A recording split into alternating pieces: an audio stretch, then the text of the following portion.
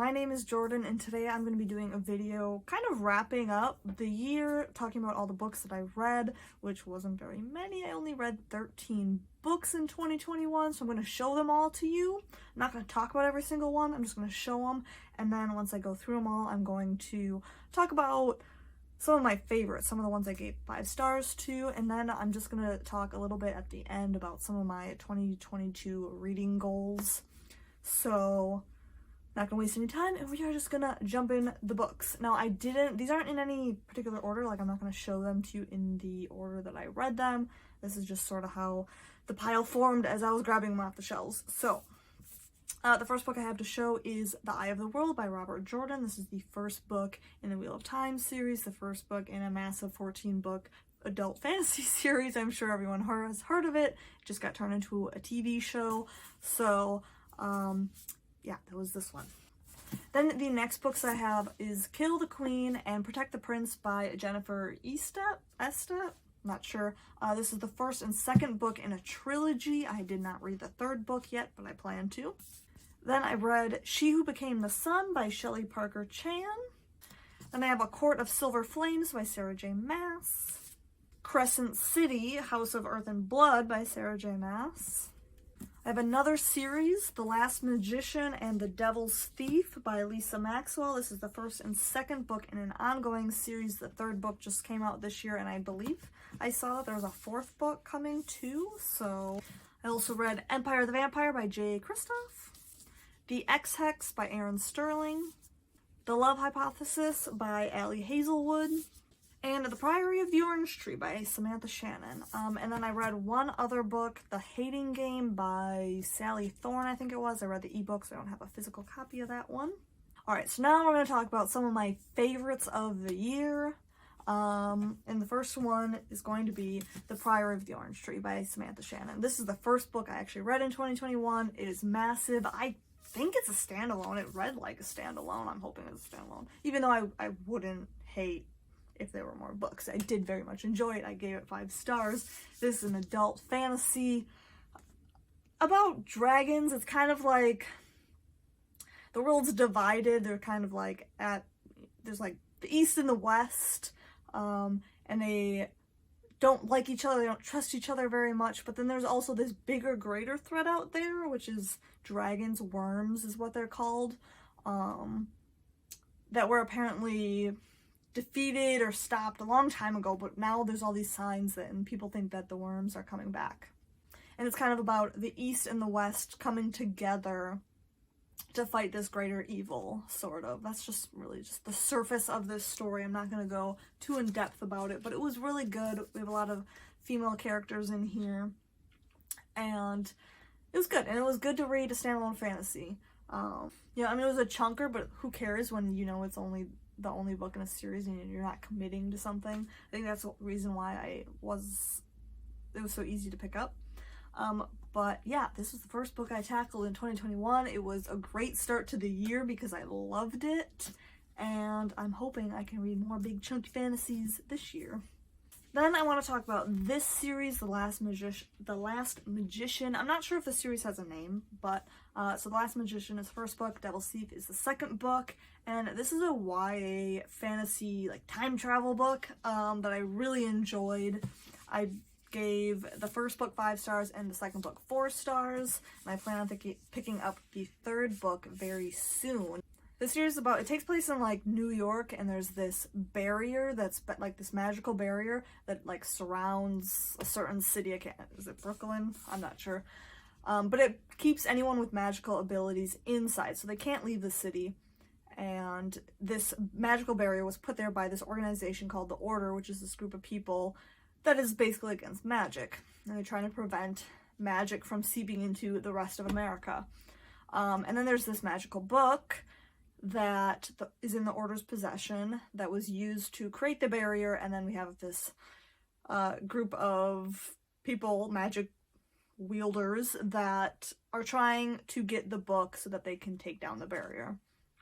So we have kind of a large cast of characters, and actually one of our main characters takes place in modern times, and she actually goes back in time to the early 1900s where the majority of this book takes place to try to steal the book for herself.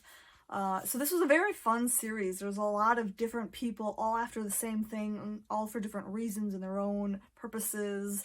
And so it's a really fun series. I'm really excited to get to the third book. I was a little disappointed to hear that there was a fourth book, just because I was hoping it was only going to be a trilogy. But as long as the books are good, then I guess I don't really care how many books are in the series. But yeah, I would definitely highly recommend this. I think this is a very good series, and I do not hear anyone really talking about it much on booktube. So definitely, if you're into YA, check this one out.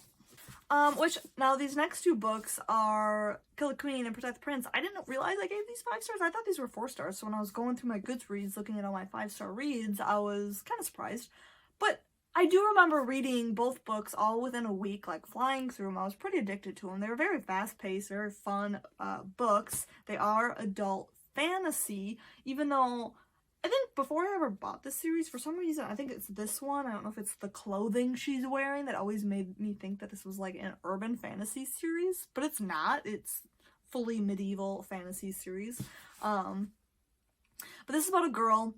She's older. I think she's like late 20s, early 30s or something like that. And she's like the 13th or 14th person in line for the throne, so she's just nowhere near becoming queen. And then she's at this big event, and pretty much her entire family is murdered. It's a massacre, and she's the only survivor. So that's what this book is about. And also, she's kind of been told her whole life that she doesn't really have much magical abilities, but she's just now kind of discovering that her powers, there's more to them than she ever realized that there was. So there's also that. This is a very fun, like I said, fast-paced series. I read both of these books within a week, and I know I started the third book, but I ended up setting it down. I think it's just, I don't usually binge series like this, so I think I just needed a change of pace at the time. I do still plan on going back and reading the third book at some point, hopefully this year. Otherwise, I'm going to have to reread the series, which would probably be fine, because like I said, it was really fun. Then I want to mention The Love Hypothesis by Ali Hazelwood, another book I gave 5 stars to. This is just, it's like a romantic comedy in book form. It was so funny, it was so adorable, and I loved it. I read it, I think, in 2 very short sittings.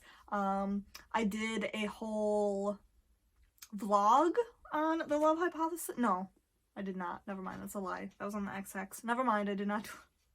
I did a vlog on the XX, so I'll leave that link down below in case you're interested. But, yeah, I read this in 2 very short sittings. It's just very adorable. Basically, it involves fake dating. Our main character, she dated this guy for a bit, and then they just didn't hit it off. And her best friend seemed interested in this guy that she was dating, but her best friend refuses to date him because she thinks it's like breaking the girl code or something stupid like that. So she basically grabs the first guy she sees and just kisses him to make her friend think that she's over this other guy, and then they end up in a fake relationship, all trying to convince her friend that she's not interested in this other guy so that they'll date. Kind of weird and just doesn't make any sense in who would actually do that, but it was just a really fun, enjoyable read. It made me laugh. I loved the main character's, like, personality and quirkiness. Like, it was just hilarious. So, if you like romance, this is one to pick up. And then the final book I want to mention, and probably the top of my list, was Empire of the Vampire by J. Kristoff. I do have a full review of this book. I will leave it linked down below if you're interested. But this is the first book in J. Kristoff's newest fantasy series, and I loved every second of it. It's about vampires. The main character is a vampire hunter. I'm not going to get too into it because, like I said, I did do a whole review, so if you want to know more, you can go check out that video. But vampire hunter fighting vampires, it was great.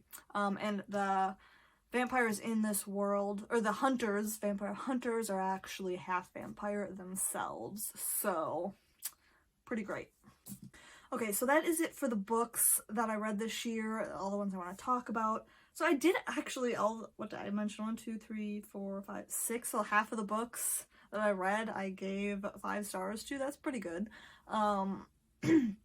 But yeah, I only read 13 books. I have not been reading a lot the last few years, and a big part of me starting booktube again was to try to get myself to read more. So for 2022, my Goodreads reading challenge I put to 50. So that's quite a bit more than I read this year, but I think it's doable, especially because I'm a lot more committed this year, and I say I have more time, but it's a matter of making time, really. But yeah, I think it's doable. I want to read more. I'm excited to read more. There's so many books I want to read, and I think starting booktube again is definitely going to help me read more, and just watching booktube videos and stuff, it makes you want to read more. Being a part of that community makes you more excited because you're constantly involved, talking about books, looking at books, and all that kind of stuff. So my biggest goal out of everything is to just read more this year in general, and then obviously make videos about it. And then another kind of goal I have is to buy less books, and to, this time around on booktube, is to not let booktube control my book buying. I've already bought, well, one book in particular that I bought recently that I kind of regret. You know, it was a YA fantasy that had a lot of hype on booktube, and I'm buying it and I already feel like I'm not going to read it. And that's the kind of thing I want to avoid. I don't want to be buying books and then unhauling all these books that I never have read, because one, it's a waste of money, and I don't have space for books I'm never going to read, and it's not like it's never going to happen. You know, I'm still going to unhaul books that I've never read, because your interest and your taste in books change, and, you know, maybe I did want to read that book at one time, and now there are all these new books out that I would rather read over that one. And so I'm not going to say it's never going to happen, but I do want to try to limit it, because I think there are times when it does. Social media makes you buy things you don't really want sometimes, and I want to not do that as much as possible. So that is a huge goal for myself, is to really only be buying books that I am personally very excited to buy. And to try to help that, I want to try to limit how many books I'm buying as well. I'm not going to go out on like a flat out book buying ban, because that's never going to happen, let's be honest. And I want to try to be reading more than I'm buying, so that I am, even slowly, even if it's one book a month, to be reading more than I'm buying. We'll see how that goes. I don't know how I'm going to manage that. How I'm going, you know, like, do I wait till the end of the month and I'm like, okay, I read this many books, so that means I can buy this many? No, that's not going to happen. I don't know. We'll see how that goes. Those are my goals. Another one of my goals is, so I'm a subscriber to Book of the Month, and I have way more unread Book of the Month books than I do read Book of the Month books, which I guess you could say for my entire TBR. But, yeah, that's something I want to change, because Book of the Month, it's like one book a month.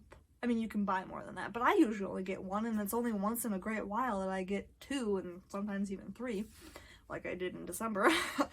But, so I think I'm going to make a whole video dedicated to all my Book of the Month books, so stay tuned for that. Which, I mean, I just read, you know, what was it, The Love Hypothesis. And I read The X-Hex, and then the first book I read this year, 2022, was The Lost Apothecary, so that was also Book of the Month. So I'm already making a dent, slowly but surely. And I don't get them every month. I skip a lot of months, actually, so yeah, we'll see how that goes. And then another goal is, this is just like, in general, this isn't like specific to 2022, because obviously I'm not going to read them all, but I want to read more Stephen King, because I've only read like 2 of his books. I've read The Stand, and I've read, 11/22/63. Is that it? That's it. That's just those 2. So I want to read more Stephen King. But other than that, I think that's it for my goals. I don't know. Let me know down below in the comments what your favorite book of 2021 was, and what one of your goals. What's your reading goal? You guys do a reading challenge for yourself, or not really? So yeah, that is it. That's all I got for this video. I hope you guys enjoyed it, and I will see you guys next time. Goodbye!